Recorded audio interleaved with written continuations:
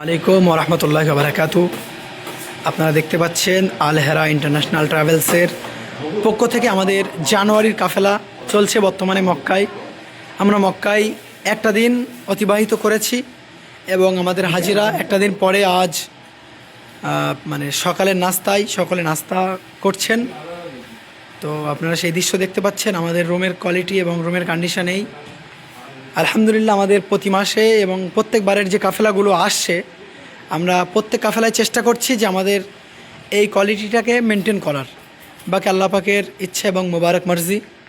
এবং কিছু কিছু সময়ে মানে পরিস্থিতি মানে আমাদের অনুকূলে না থাকার দরুন কিছু কিছু সমস্যা হয়ে যায় এবং হওয়াটাই স্বাভাবিক। তারপরে আমরা চেষ্টা করি আমাদের এই যে পরিবেশটাকে বরকরার রাখার। যাই হোক, আমরা এখন আমাদের হাজি সাহেবদের কাছ থেকে একটু এই বিষয়ে কিছু শুনে নেওয়ার চেষ্টা করব যে তারা কেমন আছেন এবং কী অবস্থায় আছেন। আমাদের এখানে সাহিল ভাই আছেন।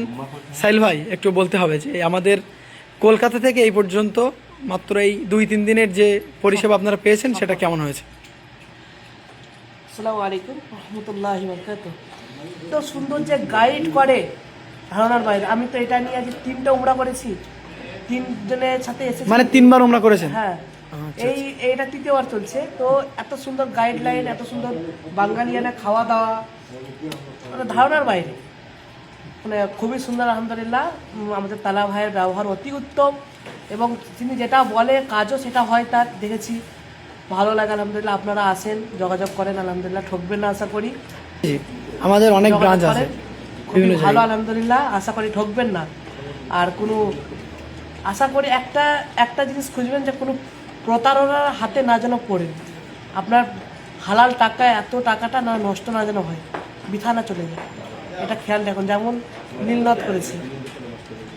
আসসালামু আলাইকুম। জাযাকাল্লাহ।